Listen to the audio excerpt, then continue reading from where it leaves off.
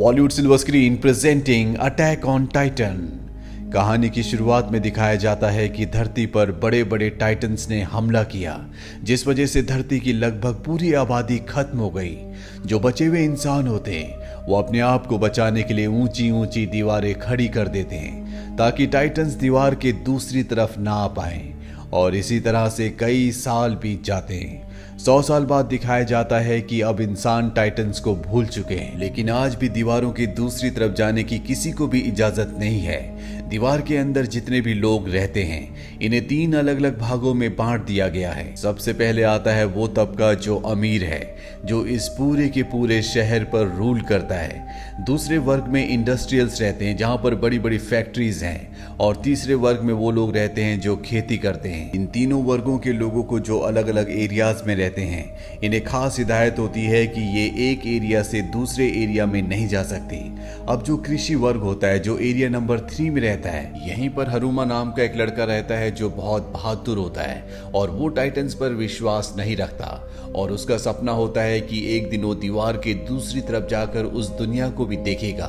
वो अपने दोस्तों से इस बात को शेयर करता है और एक दिन जब उसे मौका मिलता है तो वो अपने दोस्तों के साथ दीवार के पास चला जाता है। यहाँ पर हमेशा आर्मी का पहरा रहता है, इसीलिए सोल्जर्स इन सब को पकड़ लेते हैं। और इससे पहले कि वो इन सब को मारते, यहाँ पर आर्मी का कैप्टन आ जाता है जो हरुमा को पहले से जानता है। वो कहता है कि तुम्हें यहाँ पर नहीं आना चाहिए था, तुम यहाँ से चले जाओ और कभी दीवार के पास मत आना।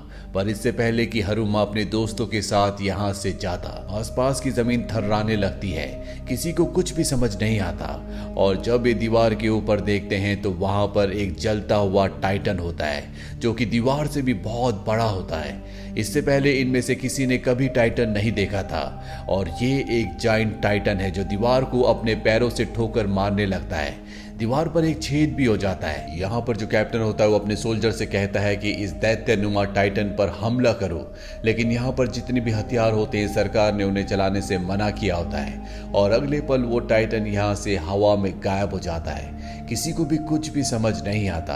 अब उस विशाल टाइटन ने दीवार पर जो छेद किया होता है वहां से बहुत सारे टाइटन्स अंदर आ जाते हैं जो इंसानों की तरह दिखते हैं, लेकिन उनका साइज इंसानों से बहुत बड़ा होता है। आर्मी के सोल्जर्स समझ जाते हैं कि ये टाइटन्स अब इंसानों पर हमला करने वाले हैं, इसीलिए इनके पास जो तोप होती है उन तोप से वो टाइटन्स के ऊपर हमला करते हैं। हालांकि टाइटन्स को चोट पहुंचती है, लेकिन जल्दी ये सब के सब अपने आप ही रिकवर हो जाते हैं, यानी कि इन टाइटन्स को मारा नहीं जा सकता। और इसके बाद टाइटन्स इंसानों के ऊपर हमला कर देते हैं, वो कई लोगों को मार देते हैं। अब चारों तरफ अफरा तफरी होती है, इंसान अपने आप को बचाना चाहते हैं, इसीलिए सब के सब यहाँ पर जो बहुत बड़ा हॉल होता है उसके अंदर जाने लगते हैं। हरुमा और उसकी दोस्त भी वहां पर जा रहे होते हैं, लेकिन तभी हरुमा की दोस्त देखती है कि वहां पर एक बच्चा है। वो उसे बचाने के लिए चली जाती है। यहाँ पर भीड़ इतनी ज्यादा होती है कि हरुमा चाहकर भी अपनी दोस्त तक नहीं पहुंच पाता और भीड़ खुद ब खुद उसे हॉल के अंदर पहुंचा देती है।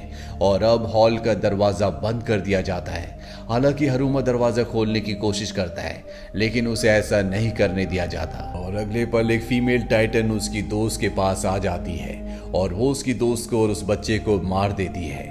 हरुमा किसी तरह से उस हॉल से बाहर आ जाता है और जब वो उस हॉल के चारों तरफ देखता है तो वहां पर बहुत सारे टाइटन्स होते हैं जो उस हॉल की छत को तोड़कर इंसानों को मारना शुरू कर देते हैं। हरुमा किसी तरह से यहाँ से निकल जाता है। उसके चारों तरफ सिर्फ और सिर्फ तबाही होती है। अब 2 साल बाद का वक्त दिखाया जाता है जहां पर हरुमा इंडस्ट्रियल एरिया में है, जिसे एरिया 2 कहा जाता है। दरअसल यहाँ की दीवारें बहुत ऊंची और बहुत ज्यादा मजबूत थी, इसीलिए टाइटन्स यहाँ तक नहीं पहुंच पाए होते। इसीलिए जितने भी बचे हुए लोग थे वो सब के सब एरिया 2 में यानी कि इंडस्ट्रियल एरिया में आ चुके हैं। लेकिन यहाँ आने के बाद भी इन लोगों की हालत बहुत ज्यादा खराब होती है, क्योंकि यहाँ पर आबादी बहुत ज्यादा है। इन्हें ना तो यहाँ पर पर्याप्त खाना और ना ही पर्याप्त पानी मिलता है। और अगर ये जिंदा रहना चाहते हैं, भरपेट खाना खाना चाहते हैं, तो इन्हें अपने एरिया को, जिसे एरिया 3 कहा जाता है, जहां पर सबसे निचले वर्ग के लोग रहा करते थे, जहां अब टाइटन्स का कब्जा है, उस एरिया को टाइटन्स के कब्जे से छुड़ाना होगा। इसीलिए यहाँ पर आर्मी की एक टीम बनाई जाती है जो कि टाइटन से लड़कर उस एरिया को पूरी तरह से टाइटन से मुक्त करेंगे। और इस टीम में हरुमा भी होता है। दरअसल टाइटन्स ने उसकी दोस्त को मार दिया था और अब वो अपनी दोस्त की मौत का बदला लेना चाहता है। अब कमांडर सभी सोल्जर से कहता है कि एरिया नंबर 3 में जिस होल से सब के सब टाइटन्स अंदर आए थे, उस होल को हमें बंद करना होगा। हम वहां पर एक ब्लास्ट करेंगे जिससे आसपास का वहां का जितना भी मलबा है उस होल के सामने आ जाएगा, जिससे होल बंद हो जाएगा और टाइटन्स कभी भी दोबारा एरिया नंबर 3 में नहीं आ पाएंगे। ये दीवार बहुत ज्यादा मजबूत होती है जिसे टाइटन्स तोड़ नहीं सकते।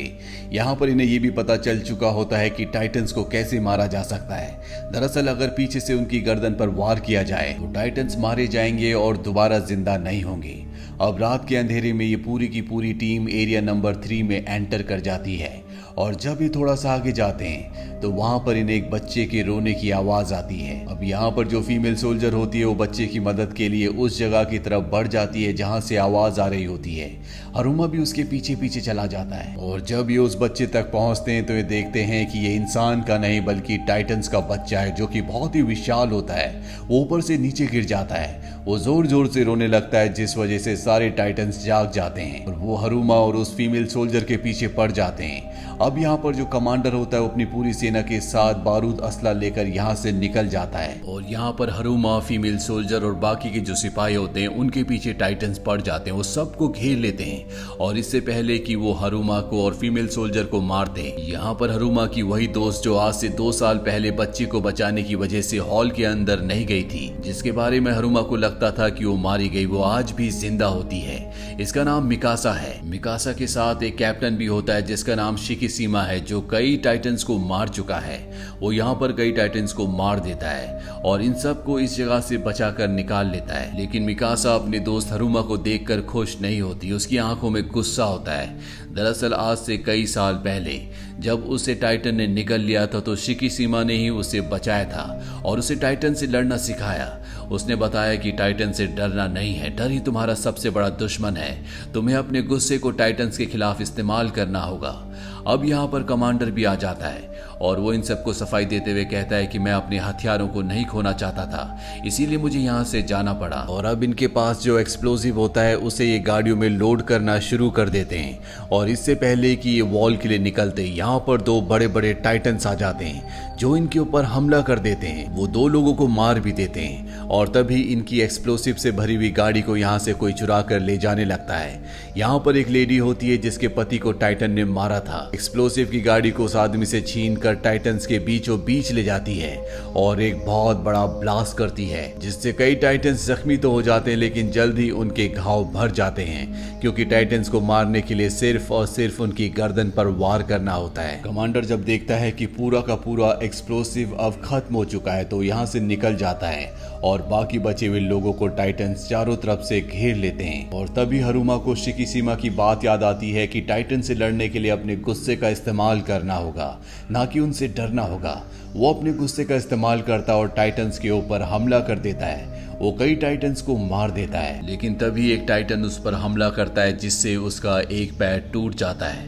वहीं दूसरी तरफ उसके दोस्त को टाइटन पकड़ लेता और अपने मुंह के अंदर डाल लेता है, पर इससे पहले कि टाइटन उसे निगलता हरुमा अपने पैर कट जाने के बाद भी उठता है और वो टाइटन के ऊपर हमला करता है। वो किसी तरह से अपने दोस्त तक पहुंच जाता है जिसे टाइटन निगलने वाला होता है। वो अपने दोस्त को टाइटन के मुंह से निकाल लेता है लेकिन अब उसने अपना एक हाथ भी खो दिया है और टाइटन उसे निगल जाता है। कुछ ही सेकंड्स के बाद वो पाता है कि वो टाइटन के पेट के अंदर है। वहीं बाहर हरुमा की दोस्त मिकासा होती है। जब वो देखती है कि टाइटन ने उसके दोस्त हरुमा को निगल लिया है तो वो उसी टाइटन के ऊपर हमला कर देती है लेकिन जिस फ्लाइंग ऑब्जेक्ट पर वो होती है वो खराब हो जाता है, वो नीचे गिर जाती है और उसके सामने वही टाइटन है जिसने हरुमा को निगला है और अब वो मिकासा को भी खत्म करने वाला है। पर इससे पहले कि वो ऐसा करता उसका पेट फट जाता और उसके अंदर से एक दूसरा टाइटन निकलता है जो बहुत ही खतरनाक होता है। पर वो इंसानों के ऊपर हमला नहीं करता बल्कि वो दूसरे टाइटन्स के ऊपर हमला कर देता है। और जब सब उसे ध्यान से देखते हैं तो ये और कोई नहीं बल्कि हरुमा होता है। हरुमा सभी टाइटन्स को मार देता है पर अब वो खुद भी कमजोर पड़कर जमीन पर गिर जाता है और तभी शिकिसीमा कहता है इसकी गर्दन के पीछे वाले हिस्से को काट दो।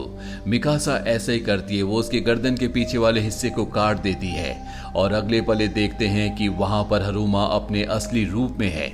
उसने अपना जो हाथ और पैर खोया था अब वो वापस आ चुका है। ऐसा लगता है मानो उसका दोबारा से जन्म हुआ है। वहीं ऊपर से शिकिशिमा सेब खाता हुआ सब कुछ देख रहा होता है। उसके चेहरे पर एक मुस्कुराहट होती है। उसे देखकर ये लग रहा होता है जैसे उसे सब कुछ पहले से पता था कि ये सब होने वाला है। यहाँ से कहानी फ्लैशबैक में जाती है जहाँ पर हरुमा एक छोटा बच्चा होता है। उसके पिता एक वैज्ञानिक होते हैं और वो हरुमा की बॉडी में एक वैक्सीन को इंजेक्ट करते हैं। हालांकि हरुमा की मॉम ऐसा करने से उन्हें मना करती है, पर हरुमा के पिता कहते हैं कि आने वाले वक्त में जब हरुमा बड़ा हो जाएगा तो वो इंसानियत को बचाने के लिए एक बहुत बड़ा रोल प्ले करेगा।